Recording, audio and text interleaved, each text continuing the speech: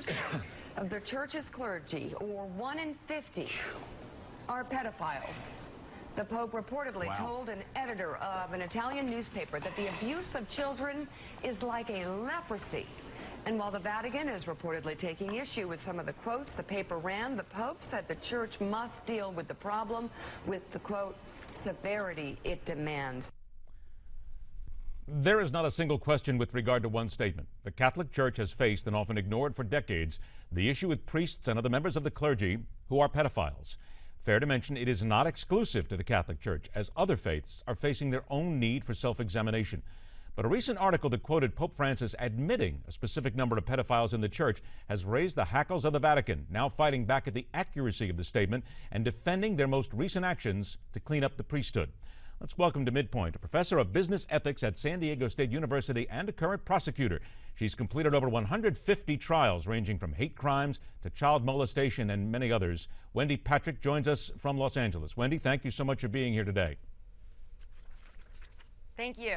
Wendy, it certainly shows that the Catholic Church may not quite have this Pope, and I fear to say this, but under their reigns, perhaps. The Pope sometimes speaks a little bit too open, I think, for some people at the Catholic Church. But they do have a point here with regard to this interview, because the interview says that the Pope used a 2% figure. The Vatican is now coming right back and saying, wait a minute, this editor doesn't record his conversations with the Pope, nor transcribe them word for word, and he is doing all this from memory alone. Now, as someone who looks at the ethics of all this, how do you first react to the Pope making this statement, the editor getting involved, the newspaper, and the Vatican coming back and issuing this refusal?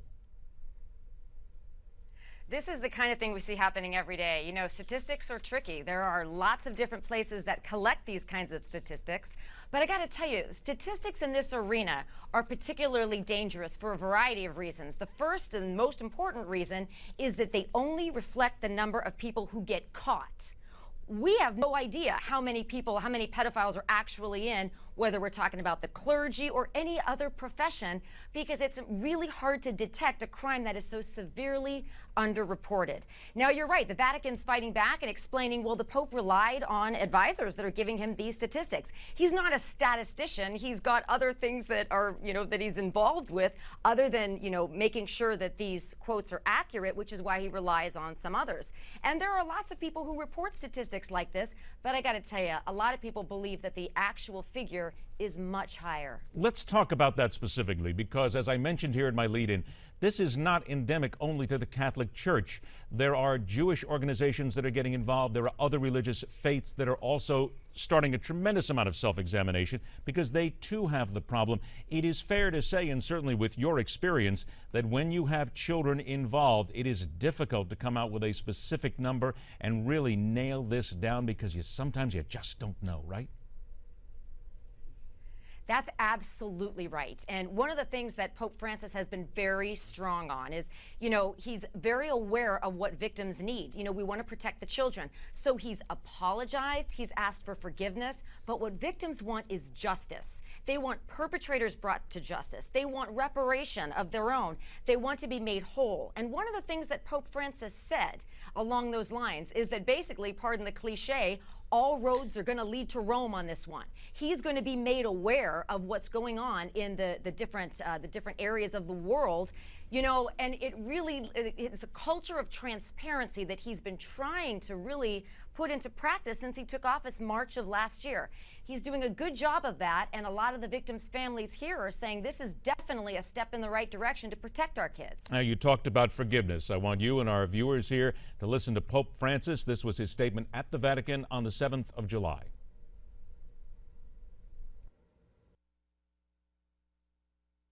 He said, "Before God and his people, I express my sorrow for the sins and grave crimes of clerical sexual abuse committed against you, and I humbly ask forgiveness.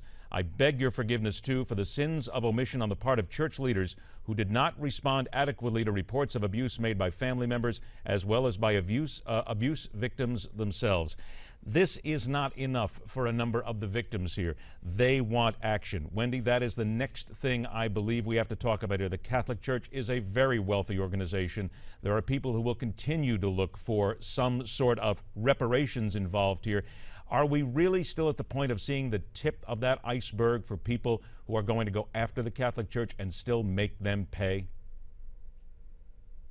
Yes, and I think we've seen that occurring over the last decade. There's no reason to believe it's going to stop. Here's why. One of the things that has happened with this scandal that has rocked the Catholic Church over the last decade is it shouldn't be the case that, like Las Vegas, what happens in church stays in church. Yet that has been what's been going on. They're not just sins of omission, they're sins of commission. So you've got the crime and then you've got the cover-up. And there's only so much we can do to encourage victims to come forward. But one thing that always seems to work is when other victims come forward. So you're absolutely right. We can expect to continue to see children who have been abused coming forward, sometimes years later.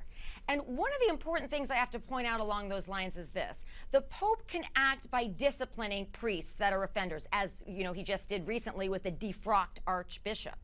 Laws are harder to prove, though, criminally. Civilly is another matter, but there are statutes of limitations and things in different parts of the world that we've got to tackle in order to make sure we can try to get the justice for these victims who have come forward so many years later.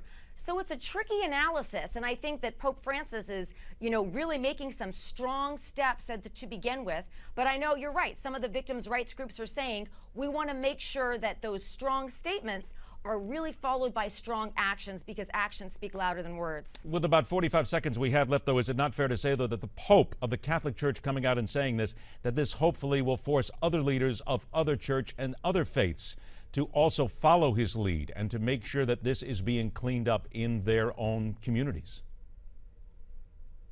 Yes, we do follow his lead. In fact, talking about followers, Pope Francis has 4.2 billion Twitter followers, if you can believe that. There's a Pope app you can download so you can follow what he's doing all over the world, wherever you are. And you bet the people are looking at what he's doing, they're following his lead, and I hope they'll continue to do so because he's making some great strides in the right direction. He is the leader of the Catholic Church, and certainly he is someone that the world is listening to, and it is certainly good that he is saying something now that people will hopefully want to hear, and he will indeed make a difference, and hopefully will make a difference to a lot of other religions as well. Wendy, it's been an absolute pleasure. Thank you so much for joining us, and we'll do it again. Thank you. All right. It is something that Catholics have to ask themselves, and of course, as I mentioned, other religions as well have to consider what is happening. Protect the children. There is nothing more important. Coming up next, time to start telling the truth about the current wave of illegal immigrants and reported diseases. That's on Telling It Like It Is, and it's next right here on MidPoint.